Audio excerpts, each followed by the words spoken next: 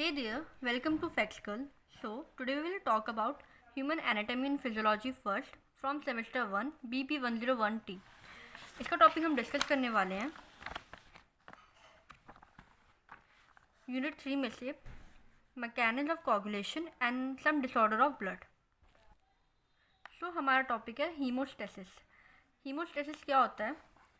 Basically haemostasis जो होता है, जो हीमोस्टेसिस वर्ड है वो दो टाइप से बना हुआ है, एक हीमो और स्टेसिस.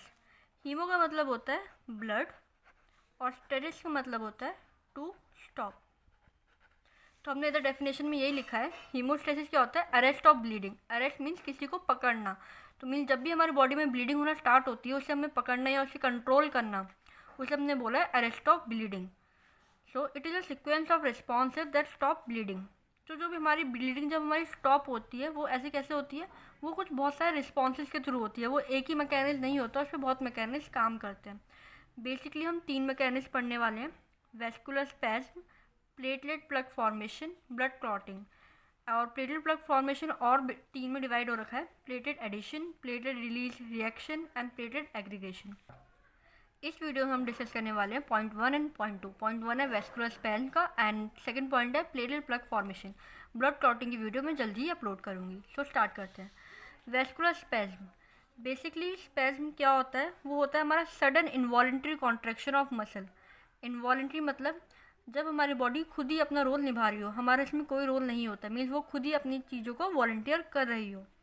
सो भी जब भी हमारी जो ब्लड वेसल होती है डैमेज हो गई, सपोज करो कि हमारी ब्लड वेसल डैमेज हो गई है और ब्लीडिंग होना स्टार्ट हो गई है, तो उस टाइम क्या होता है वहाँ के आसपास की जो भी मसल्स होती है, बेसिकली स्मूथ मसल, वो क्या होता है कॉन्ट्रैक्ट होना स्टार्ट होती है इमीडिएटली. तो उसे हमने बोला वेस्कुलर स्पैज्म. और जो भी उसके आसपास की प्लेटलेट प्रेजेंट होते हैं उधर ब्लड के अंदर, वो क्या करते हैं उस टाइम पे कुछ एंजाइम और कुछ फैक्टर रिलीज करते हैं. थ्रोम्बोक्सिन A2 ये एंजाइम है एंड सेरोटोनिन. और जब भी हमें उस टाइम जैसे हमें कट लगा है, ब्लीडिंग होना स्टार्ट हुई है, तो हमें पेन फील होता है. वो हमारे एक रिफ्लेक्स है. तो उसी पेन को वो किस वजह से होता है पेन? वो होता है it is a cause for vascular spasm. So activated platelet release thromboxane A2 and serotonin, and the reflexes initiated by the pain receptor are the cause of vascular spasm. Platelet plug formation. So platelet जो होती हैं उसके अंदर कुछ chemical store होते हैं, कुछ clotting factor store होते हैं, कुछ ADP, ATP और कुछ कैल्शियम के आयन, सेरोटोनिन और कुछ एंजाइम्स भी होते हैं जैसे कि थ्रोम्बोक्सिन A2. तो ये सारी चीज़ें प्लेटलेट के अंदर ऑलरेडी प्रेजेंट होती है. तो फिर हम पढ़ते हैं कि प्लेटलेट प्लग फॉर्मेशन होता कैसे है.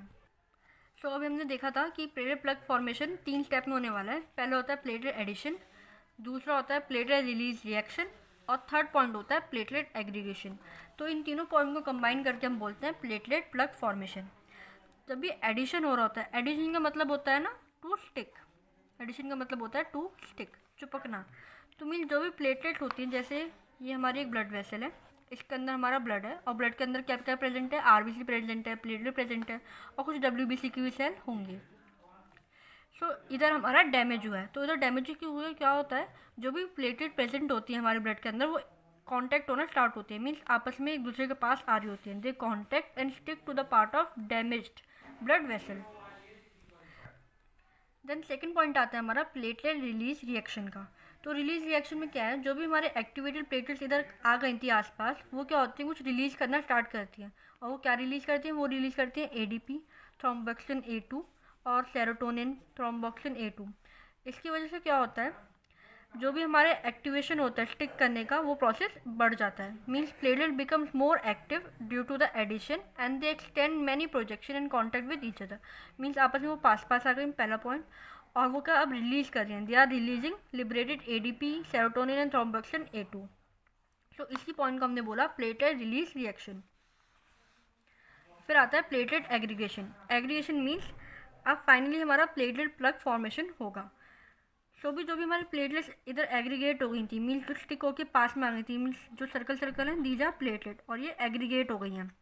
सो ADP release make other platelet sticky. और ज़्यादा जो ADP हमने रिलीज़ कराया था वो क्या होता है, उसको और ज़्यादा स्टिकी बना देता है, और जो उसकी स्टिक करने वाली प्रॉपर्टी है उसको और एक्टिवेट कर रहा है.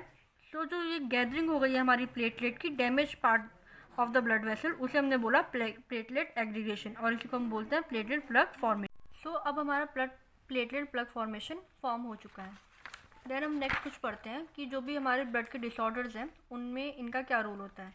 लाइक अगर हमें हेमरेज हो रहा है, एक्यूट सिकल सेल क्राइसिस आ रहे हैं, या एनीमिया की प्रेजेंस हो रही है, या हमारी बॉडी में या टिश्यू में ऑक्सीजन की डिलीवरी को कम होती जा रही है, तो तब हमें क्या किसकी नीड होती है? हमें नीड होती है रेड ब्लड सेल की, जिसे हम कहते हैं red cell concentrate, RCC। Then plasma की हमें नीड कब होती है? प्लाज्मा का एक इंटरेस्टिंग सा फैक्ट है, वो ये है कि जब भी हम इसे स्टोर करते हैं वो 1 to 6 डिग्री सेल्सियस पर स्टोर करते हैं फॉर 5 डेज। तो जो फ्रेश फ्रोजन प्लाज्मा होता है वो हम स्टोर करते हैं 1 to 6 डिग्री सेल्सियस पे। और वो क्यों यूज़ हो रहा है? It is using for reversal of anticoagulant effect and emergent reversal of warfarin.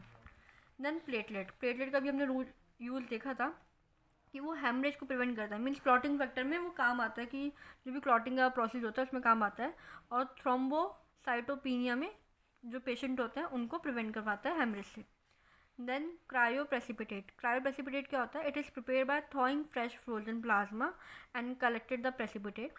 Then high concentration of factor 8 and fibrinogen, and it is also used in the case of hypofibrinogenemia and surgical bleeding.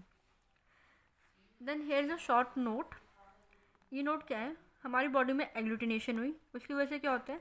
Antigen और antibody का complex form होता है, वो cross link करते हैं। उसकी वजह से क्या होता है? हमारे बॉडी में जो भी प्लाज्मा प्रोटीन प्रेजेंट होते हैं वो एक्टिवेट होना स्टार्ट हो जाते हैं।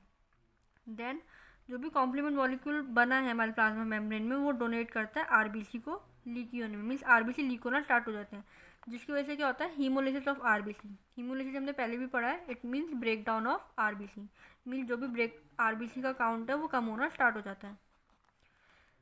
देन उसके बाद क्या होता है? जो भी हमारे ब्लड प्लाज्मा के अंदर हीमोग्लोबिन प्रेजेंट होता है, HBl हीमोग्लोबिन, वो रिलीज होना स्टार्ट हो जाता है।